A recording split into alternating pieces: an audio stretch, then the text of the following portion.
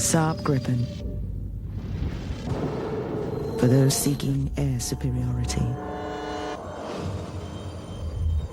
The new Saab 9.5, for those seeking ground superiority.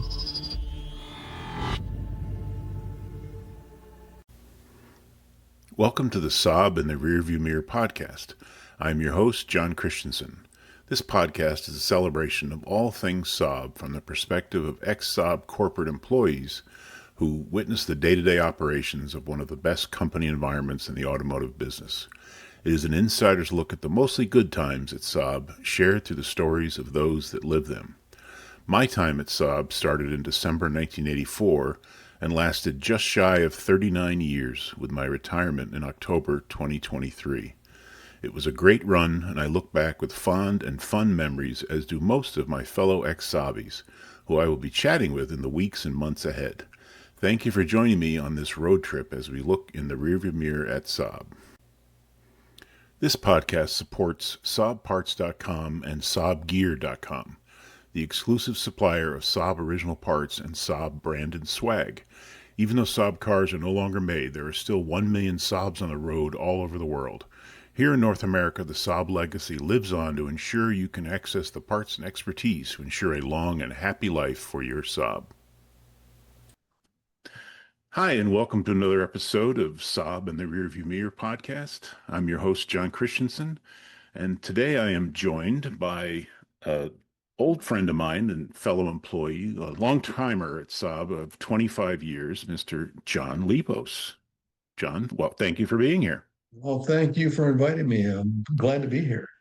Where are you now exactly? I know I'm in Florida, but are you still in Michigan?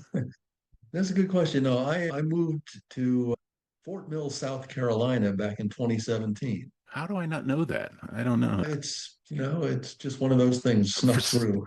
Some reason I thought you were still in Michigan. I don't know why, but Yeah, well, Michigan, I wanted to get out of those rough winters. And yeah. Fortunately, the last job I had that I retired from a year and a half ago, they allowed me to make the move while I was still working. So. Okay, cool. We like to always start in the beginning and work our way up to your Saab years. Yes. Where were you born? Where did you grow up?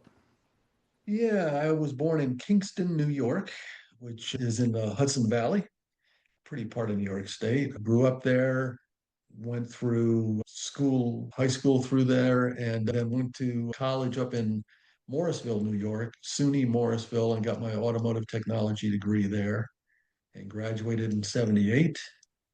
How did you work your way to Connecticut, or you applied for Saab from New York? And you No, went to, good I'm sorry, I'm question. getting ahead of myself here. You also worked at a couple of dealerships before you went for Saab?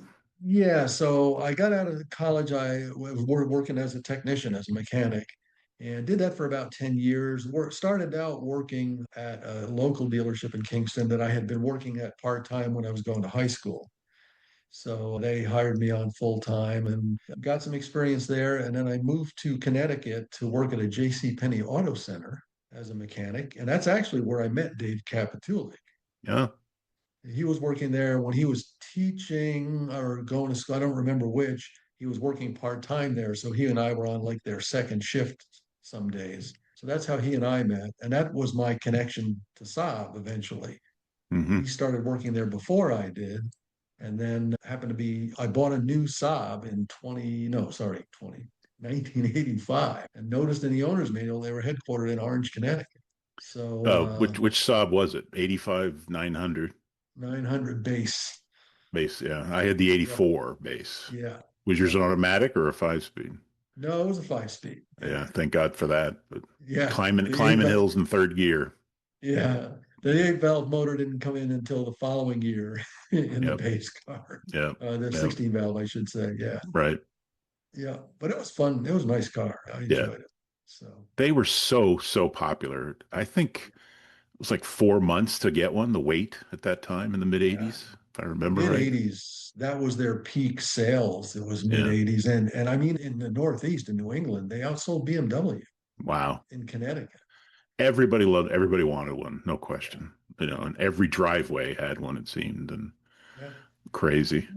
And well, who did the hiring for you at Saab? Yeah. So I actually interviewed and twice. The first time I interviewed, it was for a job in parts testing, and Richard Treat, Oh yeah. who's passed since, interviewed me.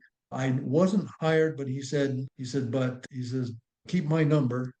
You may hear back from me. It was almost a year later, I got a call from him. Hmm. And he said, hey, what have you been doing? I said, waiting for you to call. So that one worked out. I got hired in Hmm. September of 87. Okay. And now, was this when parts testing was on a separate building? Was that Railroad Avenue? It was Railroad Avenue with the warranty department, Mm. and actually technical training was in there as well.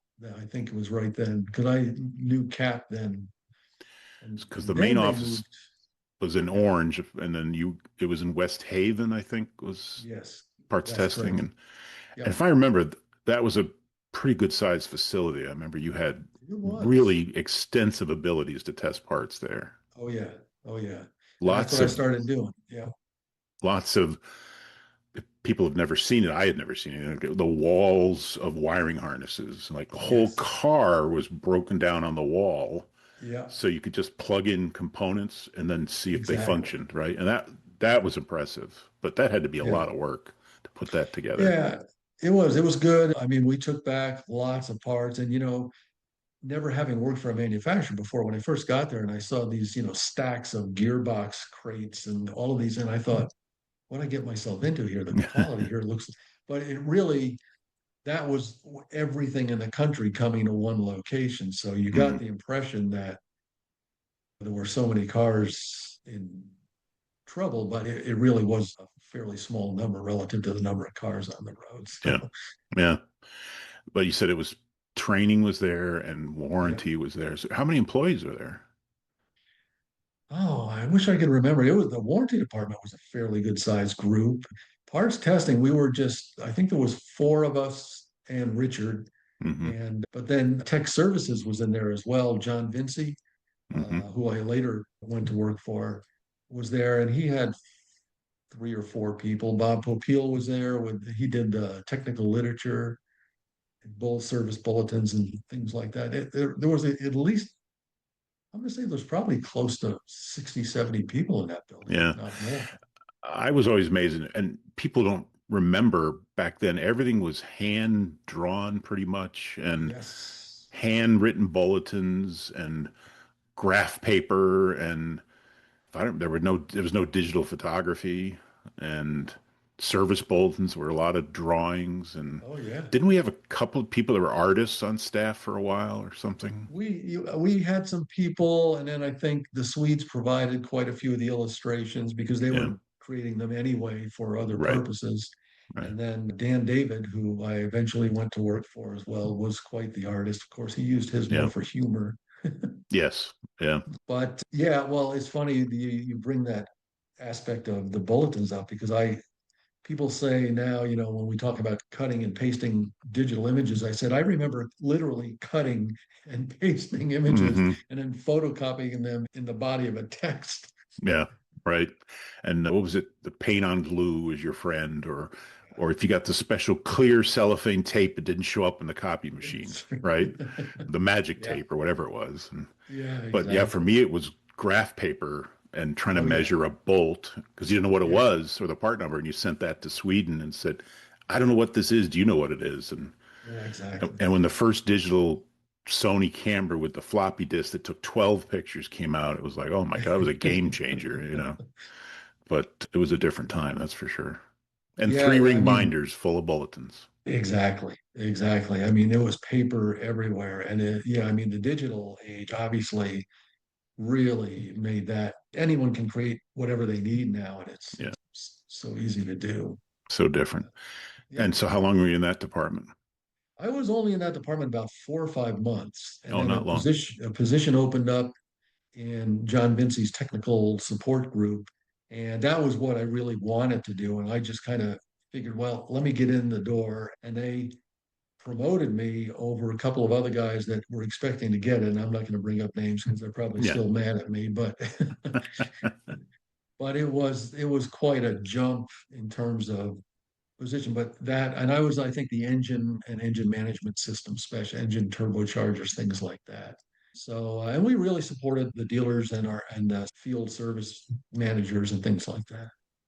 What were kind of the issues you were dealing with back then? Of course, we were saying that the 16 valve had just come into being. Yeah. What were the The issues then? Yeah, there was some teething pains with pretty much everything that was introduced. There was some 16 valve cylinder heads that had some porosity in the casting, so there'd be oil leaks, or if it was near, the hydraulic lifters would bleed down and you'd get tapping noises. The 8 valve engines, we had so many drivability issues with those cold start, and so it was always, and we worked so hand in hand with our counterparts in Sweden, Hmm. trying to get things solved and reporting to them. What was important about those jobs was reporting the issues with as much detail and accuracy as you could, Hmm. because otherwise you're chasing your tail. Yeah. And you had to be very, very careful, because I'd get a phone call from somebody and another phone call, a dealer and a field person, and all of a sudden it seemed like there was 5 cars all having the same problem. And then they all gave me a VIN and it was all one vehicle, just all these different people reporting the same Mm-hmm. problem. So, but it for me, that was really, I really enjoyed that work. It was interesting, challenging, and you were solving problems. Wow. For me at the time, being in customer relations, it was the crankshaft pulley separation. Yes, that That was a too. big thing. Now, was that only the 8 valve? I can't remember. It. I think there were some 16 valve with it, but the 8 valve was the big problem. Yeah. And then the 16 valve engines, we had missing thrust washers on some of them for a while. Hmm. And if you had a manual transmission car, the clutch pedal would go to the floor and not come back up. Oh, jeez. But when I remember when I my first was in 84 before I started working for Saab, and being a kid of the 60s and 70s, my dad was a backyard mechanic, and it was like, well, my job was handing him tools. But when you went from an American V8 and you open the hood of Yeah. a Saab, it's like, oh, the hood opened backwards, and Yeah. what's an oxygen sensor? Yeah. And there were so many strange things about it. I remember Jay Flagg was my training instructor, and the oxygen sensors at the time I think were $135. He goes, Yeah. "Don't do that. You got a barbecue grill?" I go, "Yeah." "Shove it in the grill. Burn the carbon off." I go, "Oh, that's great. That Yeah. saved me money." But it Yeah. was, Well, that's why people really like the cars. They were so different. I mean, they were an engineer's dream car. mm, My perspective on Saab, and actually most of the European manufacturers, they were very engineering driven. Marketing was kind of interesting, but they weren't really hmm interested in it. It was like, we've designed a car. This is the right car for you. They didn't really do the research that said, well, what do you want in a car? Which, I mean, eventually, of course, that change started to happen more and more, but it's what gave all of the different brands their character. And Saab, I mean, not yeah, only did the hood open backwards, the engine was in yeah, backwards. right, yeah. That was strange when I remember the very first time I looked at it, I go, "Why is the fan belt on the firewall?" Just Yeah. because I came from a 75 Camaro. People were just, when you lifted the hood somewhere in public, people came over Yeah. and looked in because they Yeah. had no idea a clamshell and look Oh, under the yeah. hood. It was like different. And I remember the whole crew went to a AAA basic Mhm. mechanical thing, and they asked somebody to volunteer their car to be a Yeah. subject. And, there were like 50 people just because no one had Oh, seen yeah. anything like it. And Yeah. it was just so popular back then. Yeah. So now you're still in Railroad Avenue, right? Right. In Railroad And Avenue. And let's see, from there, we moved to, they were closing Railroad Avenue. And this was still Saab Scania of America, of course, and that was the right. case for you as well. Eventually, they closed the Scania bus production down. And For people that don't know, there was a small city bus. It's right. hard to describe, but we should just spend a second.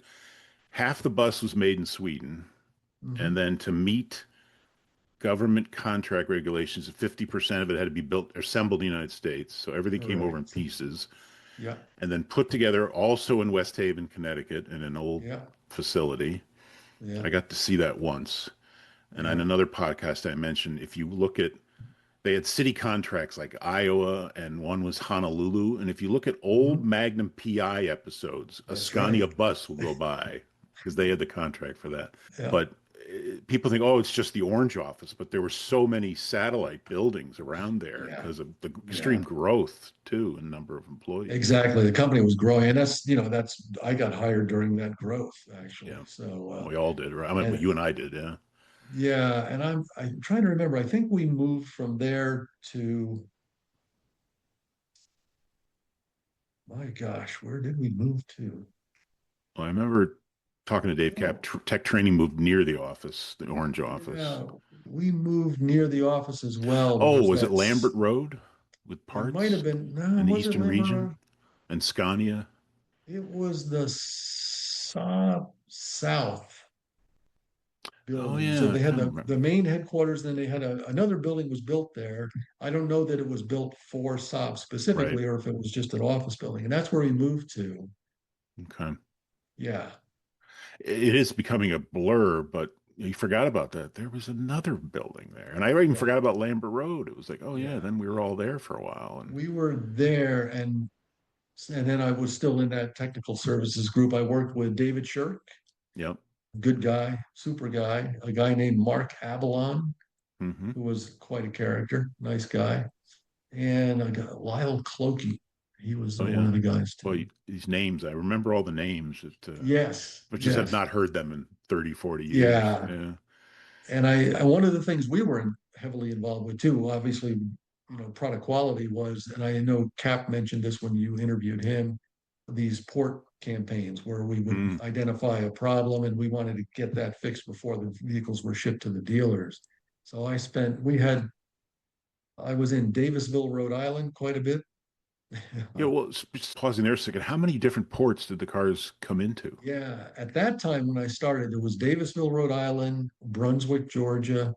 Yeah, Was it Newark too? no, Newark, No. not yet. It wasn't Okay. Newark. It was Long Beach, California. Oh, And was there a fourth one? I think we had some stuff coming to Jacksonville as well, even though mhm. Brunswick's not that far away.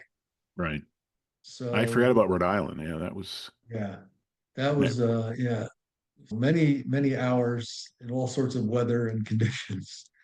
when you think about the logistics, I mean, all these facilities and Oh ports yeah, and parts warehouses, and it was just crazy, crazy. it was. Oh It my was. And God. a lot of the things we did really were okay, Sweden's shipping, this quantity of parts to this port and go do your job. Yeah. And that, would the facilities, as far as quality and space, vary by port that you guys had to you work Yeah. in? Yeah, Davisville, that was an old military facility, I think. But I mean, they're all right on the coast, and if you're in Davisville in January, it's pretty darn cold. Did you just have Uh, like bare minimum, the tools you brought, or they have any yeah, we facilities? brought it was at a time for, of course, driving from Orange, Connecticut to Davisville, Rhode Island was only about a 2 hour ride, so we brought everything with us. Mm, Later, when we were flying prior to 9/11, of course, you could still carry things like that on an airplane, but it became more and more difficult, obviously, mm. afterwards. So, yeah, and we had a Swedish manager at that port, Håkan Svantesson. I don't know if you remember that name or not. I do remember the name. Yeah. Yeah. And his assistant, Barbara, what was her name? Barb. She was the one, when I've heard you all talking about Saab Olympics, broke her leg bad. Oh, okay. I remember. Yeah, that was we should talk about that meeting at some Yeah, point more like we'll get to later that. in the future here. God, that was an interesting time. So you were in that facility Yep. until they got ready to leave Connecticut, or? Yes, that's right. So from there, that's when I think Sten Helling was the head of the company here in the States at that point, Hmm. and I think he succeeded Sinclair. And then they were basically moving, and very few people moved from Orange, as you know, to Atlanta, Norcross. I was not asked to move, but I was able, people were allowed to apply for different jobs and you might get hired, you might not. I was one of the lucky guys that got hired. So Hmm. I made the move to Atlanta in 92. But God, yeah, when you now that you mention all that, you add up the number of buildings that Saab Yeah. was in. It could have Yeah. been. eight, nine, or 10 at one time, or combined or Yeah. something, Yeah. But they were in Connecticut since the 70s, I guess, if I'm not Yeah. mistaken. Yeah. That's right. Yeah. So it was a long buildup. And I guess Yeah. Oh, yeah. that Orange office is still there. I think it's still Hmm. Southern Connecticut Gas Company in there, I Yeah. believe. The last I saw, that's what it was. Yeah. Yeah. And I remember they parked with one, well, maybe one car or more cars out under the flagpoles. I don't know. Right. I heard this story that one time there was a bullet hole in one of the cars. I don't know if you ever heard that one. So I, somebody th- nailed it. I had forgotten it until you mentioned it. I did hear that once. Yeah. So, but yeah, that was that weird limbo time. They shut Orange, and Yeah. of course that was devastating to so Oh, many yeah. people. Oh, yeah. And the local news station was out there interviewing people as they drove out. And Saab was Yeah. that you saw it from Interstate 95. You couldn't Oh, miss it. It yeah. was right there. Yeah. And then I was still in the Meriden place, but we were thinking, oh, we survived. But people would like give us a wink and like, you really don't think it's going to last. And it only lasted 4 more months. And then they announced Yeah. we were gone too. Right. And that was that period where, oh, you get laid off and 4 hours later you get rehired. That Yeah. happened to me. Yeah. Yeah. Oh, do you want to move to Allentown, Pennsylvania, where they had Right. outsourced it? But Right. that was a pretty amazing facility and a future possible campus, I remember. Yeah. But Yeah. that didn't come. It was a big No, farm. That no. was right off Interstate 91, and Yeah. I remember I don't going know. by that. Yeah, I don't know who's there now, but that was a very visible facility too. Yeah. But Norcross, Georgia, in the northeast corner of Atlanta, if I remember, Yep. That's up correct. there. Yeah. And you must have noticed quite a reduction in cost of living down there. Yeah. It was significantly less expensive. And, it was, there was, I don't remember the number of people that I want to say it was 25, 30 people from Connecticut that ended up there. Maybe I may not be anywhere close, but for some reason that number is in my head. And a lot of new people. Yeah. And a lot You of them said you were had to, hired I'm sorry, you had to apply for a before. job. What job did you get down there? Was it your same job or a new job? Right. It was, let me think about that. It was the same job, yes, as a product specialist. Now, interestingly, just before we moved, I had been moved back to parts testing, but as a manager of the group. And I think that was probably less than a year I was doing that. And then when we moved, I got back into that technical service group. And after the move, Bob Popeil was managing that group, and so I worked for him. And David Hmm. Shirk went along for that as well. Yeah, Okay.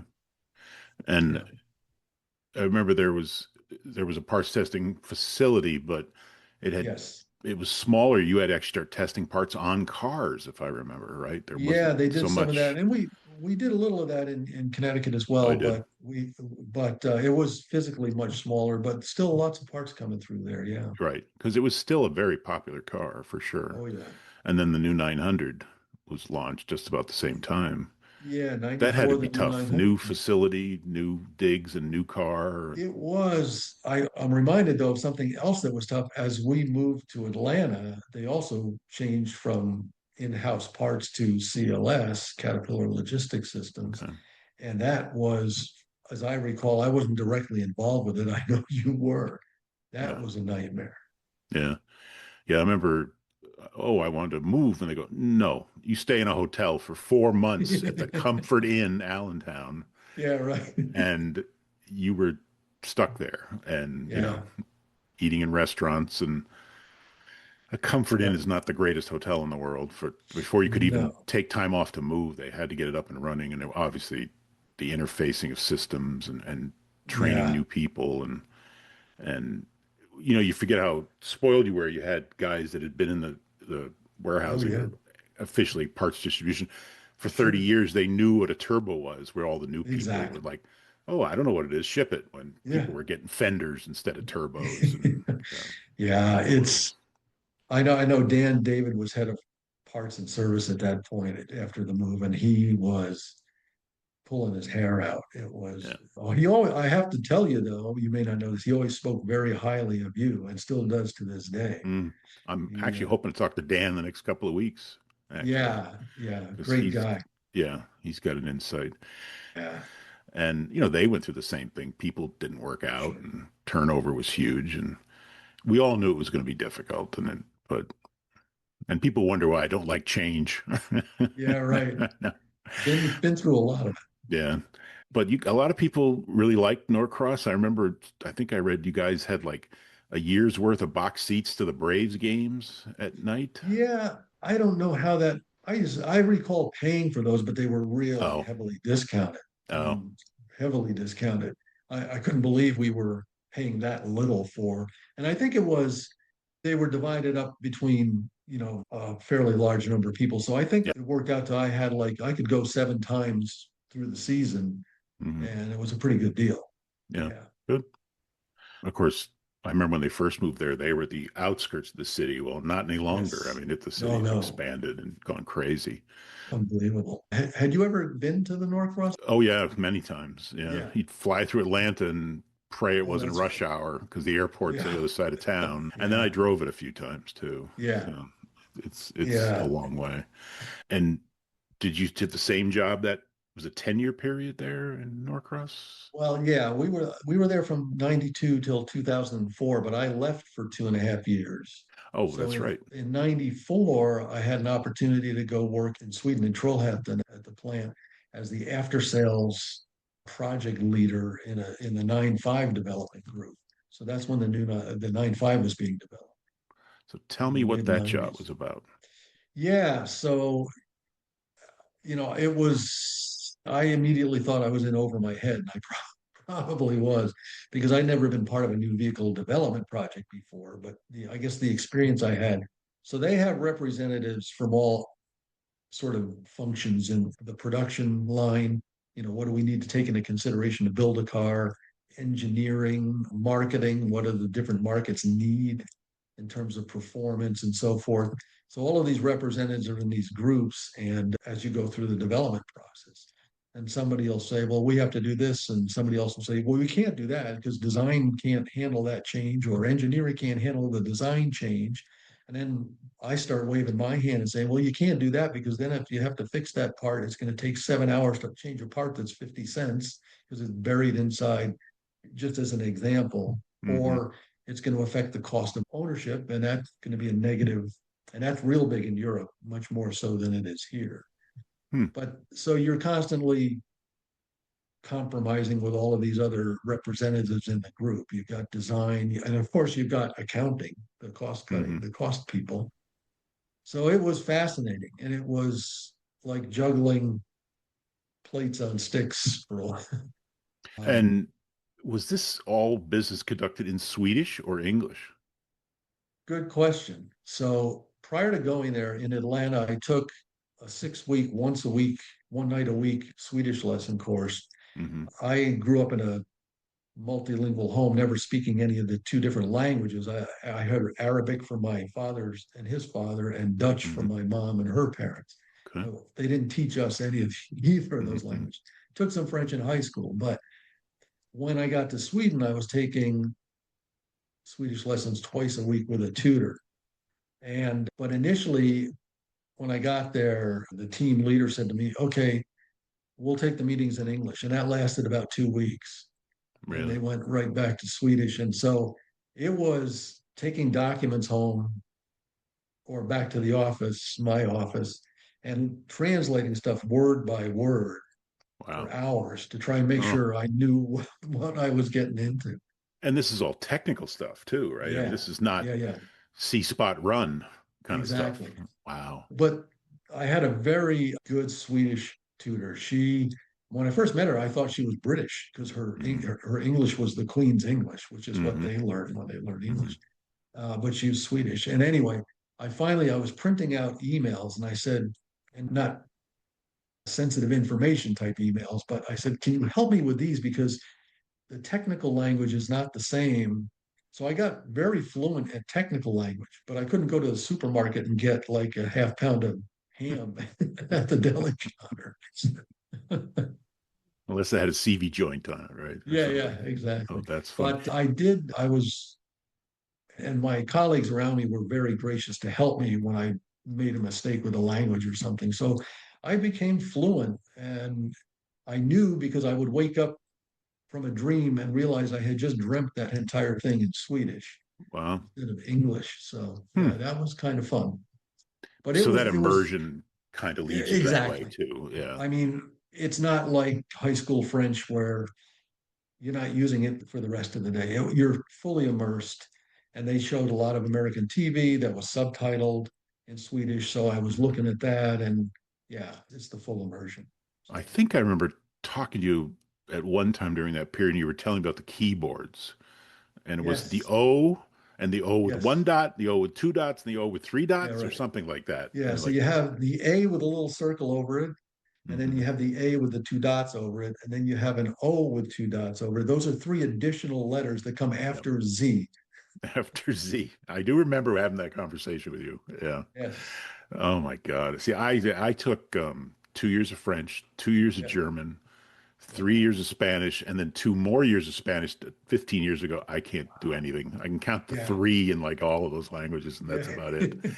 But people Yeah. either have this ability to learn languages quickly, or people don't, I think. Yeah. You know, And I discovered apparently that I can. And you probably find this. The first thing you learn to do is read, and then write, and then you start to understand. And for me, the last thing was speaking because that takes a lot higher level of either yeah. courage or confidence or something. Mhm. But eventually you get there. Yeah. And as everybody says, when someone is conversing with you, it's like, oh my God, can you slow down? Yeah, Well, I was exactly. only in Sweden once, and I stupidly would walk into a store and go, "Hey, hey," which was their Yeah, hello, and blah, they just hit me with the Swedish, like, yeah. "Oh, sorry, sorry, no, no, English only, Well, please." You know? your light colored hair stuff and blue eye. Yes, They think you yeah, were Swedish. Yeah. yeah. Officially, I am. It's Danish, I guess, Yeah. but yeah, it was funny because being a Christensen would Yes. get inquiries from the Swedes I was dealing with, just something to break the ice. They wanted to Yeah. know if I had Swedish heritage, and I think I fibbed that. I Exactly. said, "Oh yes," I think maybe it's not a fib, Swedish and Danish, something, but Yeah. mostly Yeah. Danish, Yeah. And then they saw the spelling, and they go, "Oh no, he's not Swedish. That's a Danish spelling of Christensen." So, you Yeah. know, what was it like? What city is this? Are you living in Sweden? Trollhättan. In Trollhättan. Okay, so I Yeah, was right in there. Trollhättan. I had an apartment right downtown, Okay. and it was a nice apartment. And I mean, the Swedish summers. Hopefully, you were there during the summer when you went. No, it was February. Oh, That sorry. was the trip I went to the ice experience. Oh, yeah. Oh man, that was I tell that It's story a every year. Somebody, it's just fascinating time. But it's a I'm it's a glad I it's a went. I never got that experience. Oh wow, You're lucky to do that. very That's really lucky. cool. Yeah, Yeah. that was a wonderful trip. But yeah, what were the short winter days when you were up there, even in the south Yeah. of Short Sweden? winter. I mean, you'd see daylight maybe, I don't know, 9 o'clock, Hmm. and then 3:30, 4 o'clock. Yeah, It's dark again. But of course, the summer is magnificent with the long daylight. right. So you were in a an office building right next to the assembly line, or Yeah, near so it? I was in the in well, I was in I was part of the marketing department somehow instead of, even though all of the meetings I went to were in the TDC, Technical Development Center, which was across the street, and that's also where the assembly plant was. Hmm. What was so nice about that campus is I don't think the manufacturers here, they're a lot of engineering could be miles or hundreds of miles from the assembly plants. And this Hmm. was, you walked across the street and you had the right access with your ID card. You walked down the production lines like, what's going on here? Let's see what the problem is. And Nice. it was a it was such you worked so quickly on things, relatively speaking, that I think it was unique as far as I know in the industry that to just have access to everything in one place. And you got to see. Well, I was there. I did take the assembly line tour Yeah. and went to tech services, but it was nice Mhm. to see when everything was up and running and running Yes. smoothly, and you Yeah. realize what a big company it really was, and Exactly. huge. Yeah. And, I mean, and it was, I mean, there was a paint shop, they pressed the body panels there, all, and then, mhm, fully assembled the car. Obviously, parts came in from outside. The engines came from Södertälje on the east coast of Sweden, near mhm. Stockholm. Yeah. When we still Was had it only our own engines. was any of it integrated with the Finland area? Was parts coming in from Finland or going out to Finland? Out to Finland. Yeah. So yeah, and the very first trip I made to Sweden was with John Vinci when we were still all living in Connecticut, all working in Mhm. Connecticut. And we went to Finland first and saw the plant there where they were building the convertibles. And then there was another Saab plant in southern Sweden called Arlov, and they had just built a new plant in Malmö in the Right. south part of Sweden. And that barely ever produced any cars, and they closed it down. I think recently there was an article on Saab Planet just about the history of the Malmo plant, and I remember it Yes. was modern. It was the newest technology, and the cars on automated platforms, and Yeah. no chain-driven assembly lines or whatever. And it Right. didn't. It It wasn't was open a very long. new concept, team building. A team built the Oh, car from okay. start to finish. Yeah. Right. Right. So Were you involved in any of that? now that was already underway long before I got there, and I Hmm. didn't get into that was, let's see, that probably would have been in the late 80s when I first got there. So Hmm. no, I mean I saw it all, but and then we went from Arlov up to Trollhättan and spent a few days there and kind of a meet and greet. It felt like a very close knit working group of people. So it was that same feeling we had among the U.S. employees existed over there too, you think? Exactly right. Yeah. Yeah. Yeah. But anyway, I was there for 2.5 years. I did come back over when they introduced the 9.5 over out in Palm Springs in 99. And that was Chuck Yeager was the guest speaker there. Did He was you a see pretty the fascinating. videos on Saab Planet? I put it in the on the Facebook Saab Friends page, Yeah. and another previous guest, Doug Williams, was talking about what a pleasure it was to meet Chuck Yeager and from He that meeting. was he was that guy paid his dues, I'll tell you. Yeah, He was that's a hero. yeah. If anybody hasn't read his autobiography, it's a great read. A great Yeah. read. But so you just came back for that meeting. You went back to Sweden. Yeah, I mean, I came back for a vacation one summer, and then but I went to that meeting, sort of kind of representing that So part of the job. you were involved in the development of the new 9.5 to No, the production the line, or original 9.5, yeah, that oh, launched okay. in 99 and then I'm sorry, not the new through one. Yeah, 2009. yeah, Yeah, not the 99 through 99. Yeah, 2009.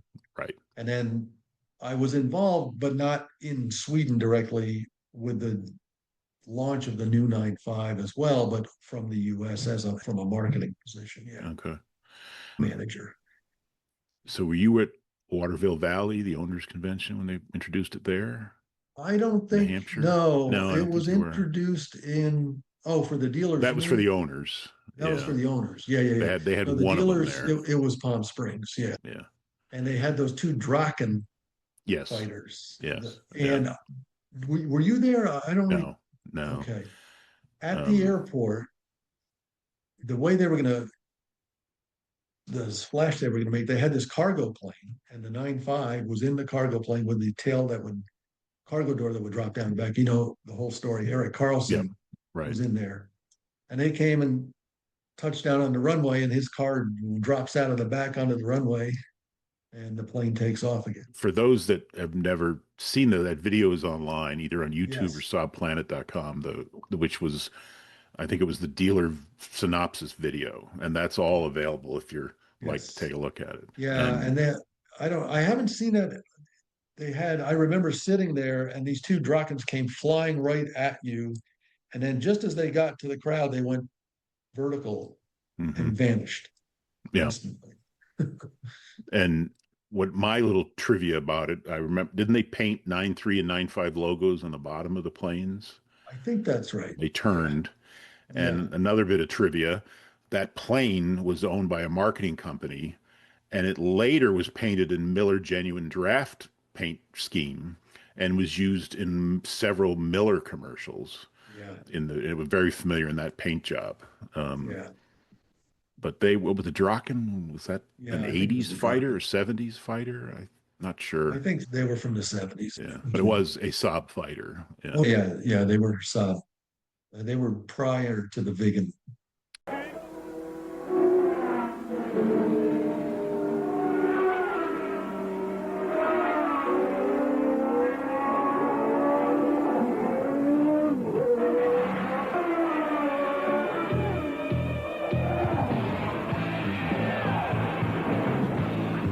The Miller genuine draft Bobby Ray Hall IndyCar. This year is really flying. Right. I'd love to have seen the budget and then see it in today's dollars. I mean, for that meeting. So you go back to Sweden until Yep. when? Until the fall of so I went over in 96 and I came back in the fall of 98. It was supposed to be there for 3 years, and I ended up coming back 6 months early just due to some changes in positions, and they brought me back. And the way those things worked, when you left, you had a contract, but they guaranteed you would have a job when you came back and repatriated, but there was no guarantee of what that job would be specifically. I came back and was doing some working sort of with technical service and warranty as an after sales, working with special tools, flat rate times. But that was very short lived as well. I think that was less than a year I did that. And I got hired into the marketing department, which under Sean McNamara.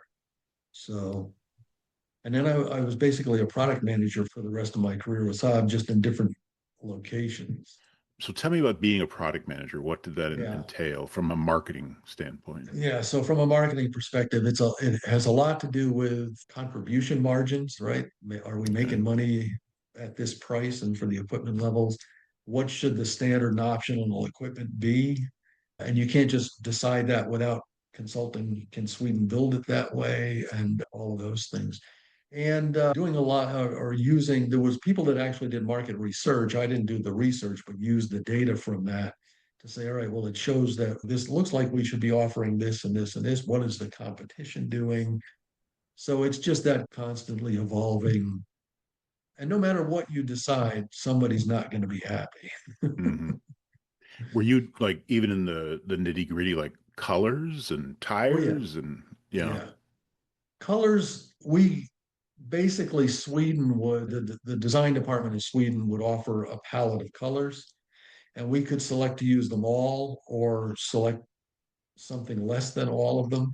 We could request for a while that we didn't offer white on the convertibles because the folks in Sweden said nobody likes it, it doesn't sell well. And as a product manager in that environment, at least once a year, sometimes twice, you would go to Sweden for global marketing meetings. So you'd meet the folks from the Italian market and the French market and so forth. And as you talked amongst yourselves, you'd find out they were also dying to get white introduced back in the convertible again. Wow. And that was fascinating too. Did you eventually won that battle, adding? Yeah, we did finally get white introduced again. And there was a color called Dolphin Gray that was out for a while. And it kind of looked like primer on the car. Primer. Everybody kept saying, you forgot to paint this thing. So we said, we're not going to. So we basically, the next model year, we dropped it. And the folks in the design department were not happy with us at all. That's a fantastic color. I said, yeah, maybe in your market, but here, nobody wants it. They're not buying it. But if you look at what's left, that's it. We had sand beige a lot of years and a lot of, yes. I don't know if we had it at your time, but. Oh, yeah. Beige, citron, beige. We had, I think generally speaking, we had some pretty good colors. Yeah. But I remember in the 80s, though, there were like 5 different grays, I think. Yeah. And I looked online and I could not find this clip from the David Letterman show. I don't know if you ever heard the story when he was talking about Saab. No. So he's talking to Paul Schaefer. I think this is like 87. And he's going through the toll booth. And he says, Paul, I was going through the toll booth in Greenwich, Connecticut today, and I got cut off by a Saab. And they're all that icky gray color. And Paul goes, yeah, Saab. And he goes, what happened? He goes, the lady gave me the finger. But I can't find that online. But I remember him saying, they're all that icky gray color. Yeah. But I'm sorry. Grays. Black and white and gray. Those are the colors that sell. But the Edwardian gray, I remember, was a great gray. And there was a gray SPG rare, beautiful color. That was a good color. Yeah. Especially in the SPG. So this took you through the early 2000s until... Yep, took me through the early 2000s. 2004, That's when they moved the folks from Norcross up to Detroit to work in the Rensen. Let's talk about that a second. Now, that was GM taking more control, right? Absolutely. And how many did they take to Michigan? Even fewer than had originally moved from Connecticut to, and this time I was even luckier. This time I was actually asked to move, and I wasn't sure I wanted to go. I had always said I don't want to move to Detroit. And so I started looking, like a lot of us did, we started looking for jobs. And I actually I had an interview with Ferrari of North America in New Jersey, Hmm. and they offered me a job, but at the same salary I was making in Georgia. And of course, it was about a 30% increase in cost of living to go. And Right. I spoke to I said to the HR director, I said, I'm not a greedy person by any means. I said, but I can't afford to move there for that. Yeah. And she said, well, all right, I guess there's nothing we can do. I said, all right. So then I went and got all of my move arrangements made, and the movers were arriving. And the day they were arriving, I got a phone call, and it was this HR director from Ferrari saying, where were we in that conversation? And Hmm. I said, I couldn't. She said, well, we were prepared to offer you a little more money. I said, you're kidding me. I can't do it now. For me, since I was a little kid, to me, Ferrari was like the brand, the Yeah. car. And so I almost worked for Ferrari story Wow. and went to work, continued working for Saab, which didn't turn out badly for me. So, Yeah. But when they first, it was at maybe it was '01 or '02, they had that big early retirement offer, if I yes, remember. that happened first. But they still kept it open another 2 years after that, I think. Yeah, I don't know if it was '01 or '02, maybe '02, because I don't think it was went 3 years before Yeah. they moved, but it was probably a good 2 years. And when I went to Sweden in '96, Joel Manby was in Norcross. And then he left while I was there. No, sorry, it was Jim Brumlish that was there Hmm. when I left. And Joel came in after, and well, am I still going to get hired back or not? And I thought it's a good thing I got this contract. But anyway, yeah, things kept changing. While I was in Sweden, both Dan Chasins and Dan David were there as well. They had both arrived there prior to my arrival, but then they both repatriated as well. And of course, Dan Chasins was president at one time. And but '04, yeah, there were offers. I was not included in any of that, but Hmm. was able to make the move to Detroit. And How many people were let go of? Was it 100 or something it like was that? it was quite a few. I want to say there was probably only a dozen or 18 people maybe that went up to Detroit Yeah. from North. It may Right. have been a little bit more, but not that many. Now, some of the people that went up had come down from GM and they stayed. But now you were all split up. You weren't in a Saab one building in Michigan, right? No, we were in one of the Rensen towers on a Yep. particular floor, but we didn't take up an entire floor. So we had a section there, and that's how all of the brands, Chevy had a particular floor and group. Saturn was still there. Well, actually, we were on the same floor as Saturn at the time. Okay. Hummer was still there. Pontiac had just been dissolved, Hmm. Because I and remember visiting you once there, yeah, and you were, yeah. what floor were you on? It was fairly high up, if I We remember. were up. I think it was 29th or something Yeah, like that. that's kind of the Yeah, memory I have overlooking the river when you looked out of the yeah, window. But of course, yeah. parts was out in Grand Blanc, and that was Right. mostly all GM people, I think, Yeah. running that. Yeah, that was on the And west side of the state. Yeah. yeah, near Flint. I Yeah. was there a couple of times. But yeah, I was heavily insulated from all of that. Lucky in that Yeah. regard. So, how many were in your department then, just working on Saabs? Well, let's see. So in my department, so Sean was still the manager, myself and Keith Coltrap were the two product managers. And then we had two product marketing managers that were from GM. I'm trying to remember their names. I can't recall them right now. And then we had still had a marketing manager. So we had roughly the same number of people in that respect. No call center there. That stayed in Norcross, of course, the customer assistance. trying to remember if we had any folks. Woody Gill, there was folks in distribution, but it was quite a different environment. Yeah. And there a lot of local hirees that came to work? Yeah. Okay. Yeah, I mean, with the few of us that made the move, everyone else was a GM internal person. And it was interesting because it's we were now in GM's headquarters. Yeah. GM owned Saab 100% at this point. And it was like, but we still had our contacts in Sweden that we worked with to get things done. And there was a lot of misunderstandings about how that all worked. No, no, no, you report to me. It's like, yeah, but and here's how we're going to do this. I said, I'll try, but the process over there is not quite the same. Mm-hmm. So there was a lot of challenges getting everyone to get that all figured out. And I worked closely with the distribution department because we were going to GM's vehicle ordering system and their codes, what did they call them? The codes that they used versus what Saab had been used. So there was all this translating in the systems. And because I knew how they worked, I got pulled into that group and actually we ended up doing a pretty good job of it. I was very lucky. The folks were very understanding and saying, well, how do you do that then? I said, oh, the RPO codes that GM used. I was just thinking that was the acronym. Of course, my head is Yes, probably still forgotten more GM acronyms than I'll ever remember, but I do remember exactly. RPO codes. Yeah, that Yeah, was big. regular production order. That's what that Okay. meant. Right. So Yeah, I think that whole process was interesting. yeah.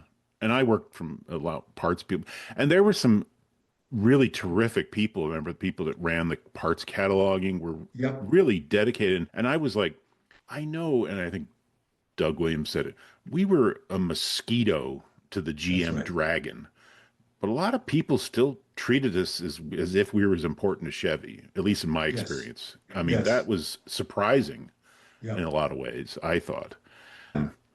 And it it ran as a company, I mean, for sure, but of course that was the '07, '08 economic crash yeah, and the recovery and then the yeah. GM bankruptcy and all that. Oh yeah, But tell me about working in the Renson. I was only there once, maybe twice, but yeah, you had a yeah. Starbucks, and what else did you have there? What Yeah, was the working down in the experience? basement, they had a food court essentially, and then they had Yeah. some on another level there. There was a Starbucks and a bakery and things like that. So it was a double-edged sword. It was great because you had all of these things right there, but you got in the morning, you didn't leave the building Yeah. until the end of the day. So you just didn't even realize you were doing that. But that's how it kind of worked there. And but it wasn't that, the physical environment was a good environment. I enjoyed that part of it. Although I did have the pleasure of having to pay not just state income tax, but also Detroit city income Mm-hmm. tax, even Mm-hmm. though I didn't live in Detroit. I lived outside the city limits. And if what I've read in the news, they've sold that building now, right? GM or not?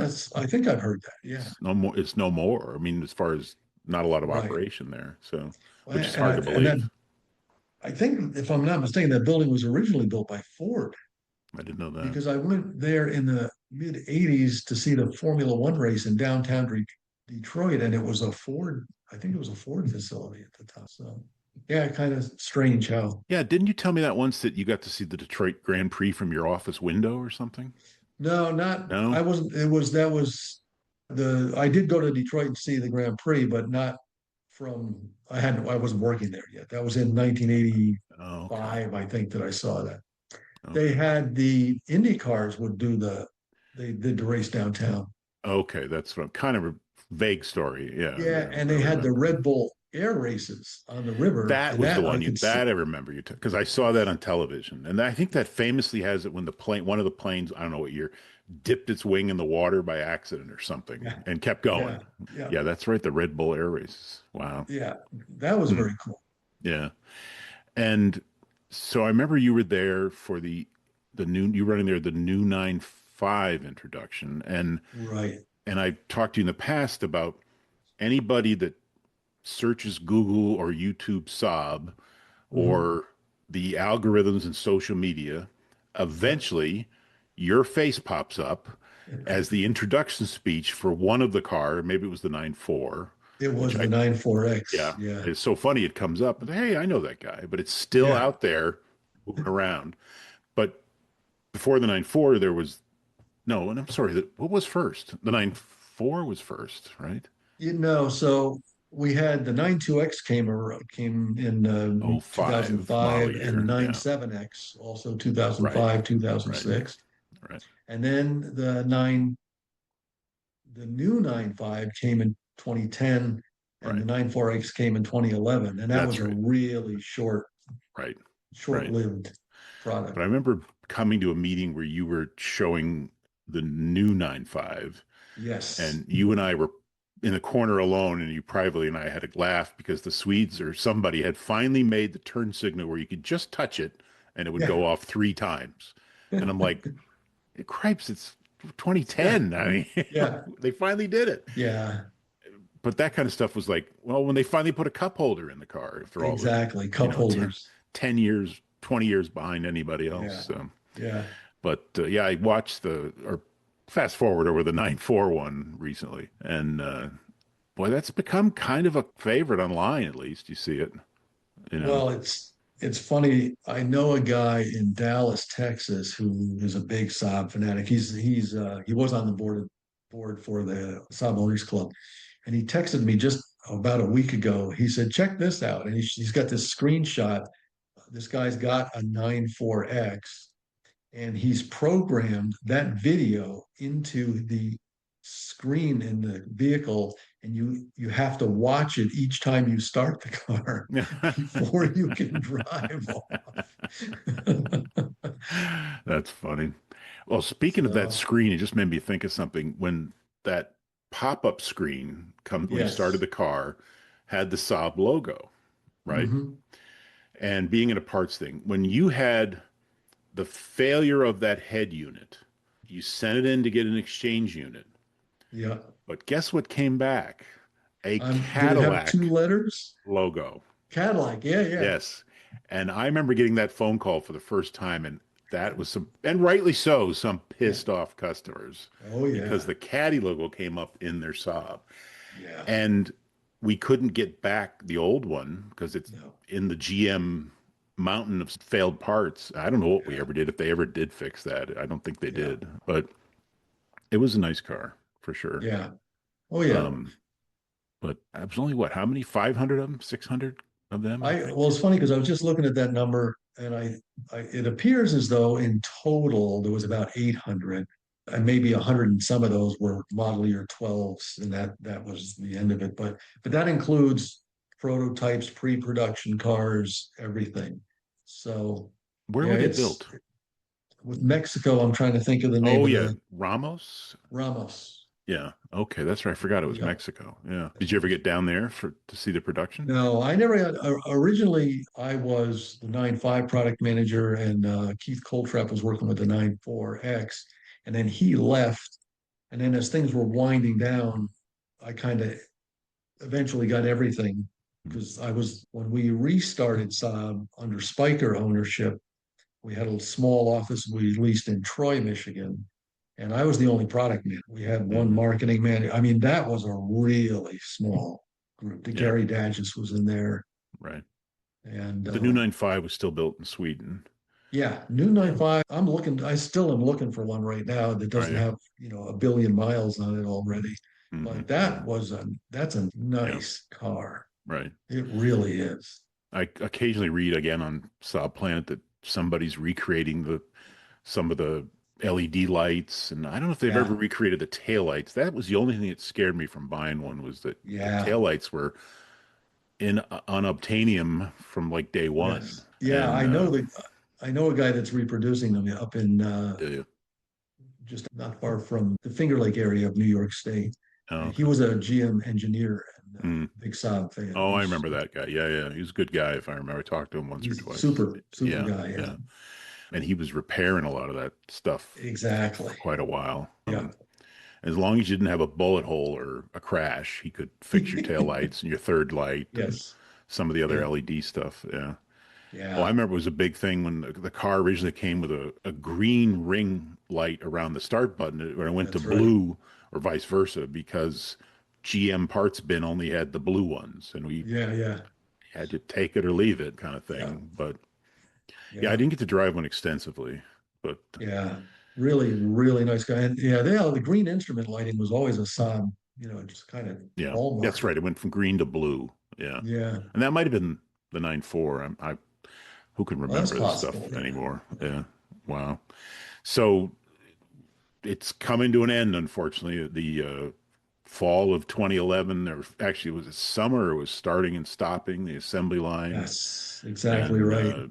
we were like, well, we're not sure if you're going to get paid this week. And then money Yeah. would come through from another source somehow, and Yeah. that was a difficult time to be there. But you and I were Hmm. hanging in there, and Yeah. after being there so long, it was hard to think about leaving. But Yeah. and you thought, miracles happened. It happened in '09 when Spiker came in and took it over. So, Exactly. but it unfortunately didn't happen. And then that office, that was it. I mean, Yeah. I remember at 12 noon being told, we're going to try to start a parts business, but you better start packing up your stuff. And then I did. And then at 4 o'clock, they said, come back tomorrow. Yeah. So tell me about that time after that closed. What happened to your life Yeah. after Saab? You're getting dim there. Did the light? That That's much better. It was getting really okay. grainy. So we were closing down, and I want to say it was December of 2011, I think. I was literally packing up my desk in the office in Troy, and my phone rang. And it was a guy named Jeff Robillard who ran a company called Driver Seat, who ran the Aero Academy driving school at Road Atlanta. And he still had some cars. He was like, "Hey, what am I supposed to do with these cars?" And that. So I said, "Well, somebody will reach out to you from the bankruptcy administration and all of that." And then, so we hung up. And then 10 minutes later, he called me back. He goes, "What are you doing?" I said, "Why?" He says, and he used to do driving programs for Maserati as well, customer driving programs. He said, "I just lost one of my drivers for Maserati. Are you interested?" I said, "Your timing couldn't be better." So he said, "All right, well, I'll get in touch with you and we'll work out the details." So it was about February. I had to fly down to, I think it was Florida somewhere, and go into this group meeting so we could get some training on the Maserati brand and all of that kind of stuff. So then I was worked as a contractor about 2 weeks out of every month for about a year and a half doing these driving programs. And then they had a training department of one person. And so he needed help covering the Maserati dealers in the country, which was a really small dealer network. And they were like, "Oh, looks like you got some experience doing things like that." So I started going to train. He'd send me to California or up into Canada and you name it. And I did that for almost a year. And then their training department was getting overhauled. And so suddenly I had no job. I think it was starting in January of 2014. And once that dust settled, Chrysler, which owned, it was Fiat Chrysler at that time, and that was Maserati, Alfa Romeo, Ferrari, Fiat. They were creating a special group of trainers just to work on Maserati. So this guy that I had been working for at Maserati gave them my name. And you'll notice my whole career is just being at the right place at the right time. I just always was very blessed to be, hey, this guy here can do that. And then I got hired on full time with FCA in their sales training, basically product training department. So we'd go to dealers and get them up to speed on Maserati products. And Just that's and then FCA morphed into Stellantis about 4 years ago, I guess, 5 years maybe at this point. And then things began to change, and I decided it's time to retire. So mhm, January of 2025, I retired. Yeah. mhm. Just to back up briefly, because you're wearing the Aero hat and you Oh, mentioned the Aero yes. Academy. Yeah. Who at Saab didn't that come with a purchase? You got time at a track? Tell me Yeah. a little bit about the Aero Academy. Yeah. Great question. So it started out as the Vigan Flight Academy. Oh, yes, When right. we introduced the 9.3 Vigan, I wasn't directly involved in it. And that was actually being developed while I was in Sweden on a separate path.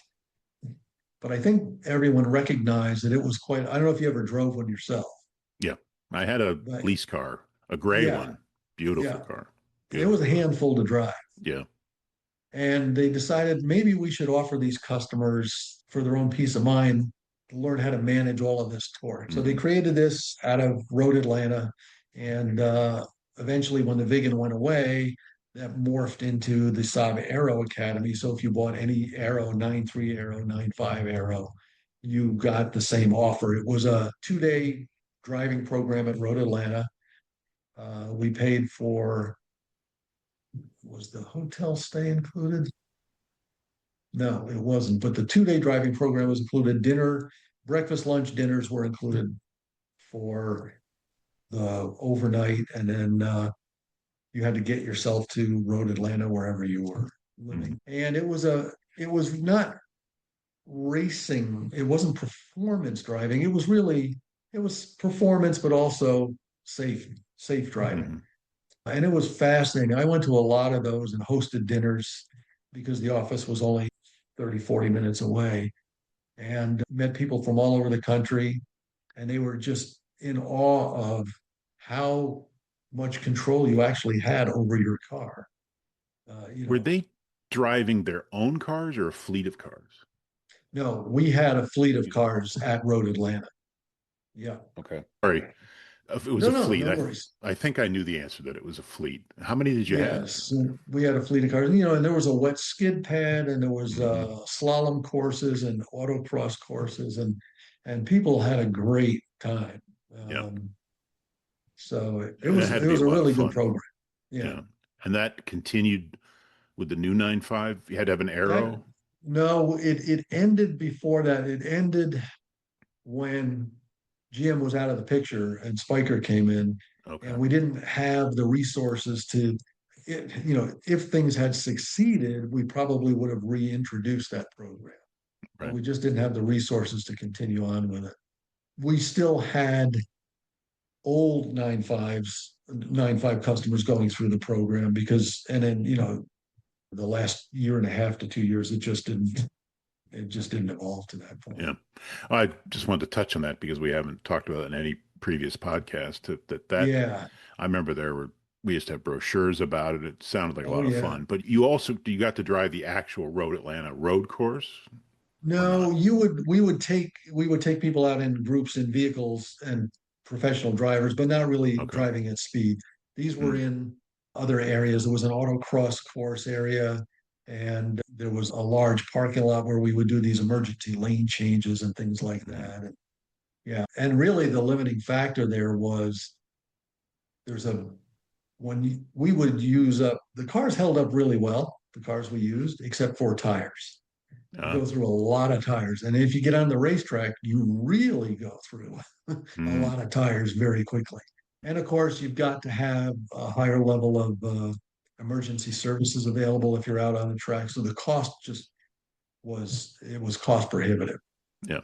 Right. And And the liability. Yeah. yeah, exactly. Liability was huge. We put a lot of people through those courses. When would be at owners conventions regularly every year, I would see so many people. Oh, you were the guy at that gave us that presentation at the Aero Hmm. Academy. So yeah, I spent a lot of time at Road Atlanta, which was not necessarily a bad thing. No. Well, it's good. I wanted to touch on that because, like I said, very few people I talked to had been involved Yeah. in that program. And I just want to go back to some of my notes because we've been just Yes. talking off the cuff here. I haven't need to No keep worries. looking No at my worries. notes here. But I'd like to ask everybody who was your, or maybe multiple favorite people that you worked Yeah. with or for in your career. There was a lot of them, actually. John Vinci, that I worked for in technical services, he was a real mentor. He was Hmm. a really sharp guy. He had been, I think, a helicopter technician in Vietnam. And this guy knew the right way to do things. And if you're fixing a helicopter, you better know what you're doing. Hmm. I learned a lot from him. He gave me a lot of good advice. Bob Popeil, really good boss, and Hmm. not just from a like hands-on job management style and communication, getting, sharing information. He was really good. Yeah, the guys I worked with, Dave Shirk, super guy. I mean, Yeah. hard workers. It's, I think I heard somebody saying, and it might, with that whole Saab way training thing, I always thought, as we were going through it, I thought, we already do this. Yeah. And what it was, people just helped each other out. Yeah. And in the position I had, I was always asking for help. We'd get information from Sweden saying, got to fix this problem. You got to get this. Here's a new part number. I'd have to go to see Joan Kulinich, say we need to get these in, and she became a real ally. Fortunately, that because we needed her help a lot. Who else? Speaking, just mentioning that, do you think Saab responded to issues quicker than the industry average, or was it hard to say that answer? I think our organization in the States did. I don't know that. I think they did, generally speaking. It's hard to say because I did get a little glimpse into how GM responded and how Chrysler responded after being, and they all do, but we always found when we discovered a problem and reported to Sweden, they already knew about Oh, really? it. Hmm. Even if they hadn't told us, not always, but almost always. Oh, yeah, we Hmm. know about that. We're working on a solution kind of thing. Hmm. It was a lot of the field guys because when we were providing, like Dennis Gregory, Red Rambo, Ken Grauberger, all of these guys, they were out in the field, but we were in touch with them all the time. We had a really strong field force for sure. Did. During a Yeah. lot of the time I was there, I know Yeah. you weeded out the chaff, but or cut Mhm. whatever that phrase is, but the people that stuck in there, some talented, smart people. Yeah. Yeah, I lucky in always that tell regard. people there was a time I worked at Saab when we had John Carson, Bill Murray, and Steve Martin all working for us. Hmm. And Hmm. they're like, what? I said, I just happen to be the same names. But That is funny. God, I'd forgotten about the names all matched. That's a riot. What was your favorite Saab after all your years working there? The vehicle. favorite vehicle, I think the 900 SPG. Yeah. That was a really fun car. We had one in technical services that we had a white version that we had made into an SPG, and it was highly tuned. Really? It was a fun car to drive. How were you tuning it? Was it all computers or just? Yeah, well, it was, at that time it was very basic computers, but I mean, essentially increasing boost pressure. You'd make Hmm. some other minor changes so that it accept the extra boost, but it was a different APC control box that we could go in and make some adjustments on. But I loved that car was just a lot of fun. But that whole job, I was switching cars sometimes daily because Wow. I was testing some new solution or we were changing a car with LH 2.2 over to 2.4 before it was introduced to see if we'd have. It was just a fascinating experience. Hmm. I always like to ask another question. What about any brushes with greatness? Either actor, we talked about Chuck Yeager, but that was in a meeting, Yeah, but any yeah. others, celebrities, sports figures, etc., you cross paths with in Sort, your careers, sort of. even not Saab. Yeah, sort of. We had just moved to Detroit and GM was doing their, I don't know, it was a press event where they were showing them all of the new vehicles for that year and Saab was included. And there was this Buick, it was one of Jay Leno's cars. No. And a couple of the guys that worked for him were there with the car and they must have seen my, and they started talking to me. They said, "Hey, Jay's looking for an old two-stroke Saab." And Hmm. I never got to meet Jay, but I put him in touch with Tom Donnie, Right. and Tom Donnie sold him a car. And Right. then the guy said to me, "The next time you're in LA for any reason, look us up. You can come see the collection." So I got to see his collection, Oh my and gosh. that was pretty cool. Yeah, I mean, as a Unbelievable. big addict to Jay Leno's Garage on YouTube, and of course, I've Exactly. seen the one with the Saab, which is a really fun episode. When he's right in the opening, Yes. what do you say? It's like driving with a swarm of bees or something. It's just so funny, and Exactly. it's a perfect description of the way that car Yeah. sounded. That was great. Yeah. Oh, that's So cool. yeah, that was pretty special. I got to check out his collection and it is just amazing. And I'm sure it's grown since then Yeah. even, but And I very think, cool stuff. if I'm not mistaken, Tom Donnie also got a Saab for comedians in cars drinking coffee with Seinfeld and a green Mhm. one. That's pretty cool connection. Yeah, I think Jay Yeah. still has that car, if I'm not mistaken. So, Yeah, as far as I know, he does. yeah, it's too bad they could never get him at an owners convention or something. Yeah, but it would would have have been been fun. would have But been speaking of cool. which, you mentioned you're going to the owners convention in Huntsville, Alabama in about a month's Correct. time, Yep. mid-July, and you're Yes. speaking there. Yeah, Sean McNamara and I are going to be kind of tag teaming and just kind of talking about some of the projects that never made it to production. And I Oh, think between the two of us, we've probably still got some now no longer secret information that can we can mm-hmm. stick some pictures in there. But yeah, there was an earlier 9.4X. I think it was going to be called a 9.6X that never made it to fruition and things of that nature. But so we're going to be doing that. Yeah, it should be Oh, fun. good. The only craziest thing I ever saw was that the behind the scenes of the museum was the four-door convertible, I think. Oh yeah, I think that's still on display over there. yeah. I didn't hear too much about those kind of vehicles. So that'd be interesting. I hope that gets on YouTube, your speech or something. Yeah, I think they're going to be recording it, so probably it'll be probably be available on the Saab owners website or something like that, or Good. YouTube. Who knows?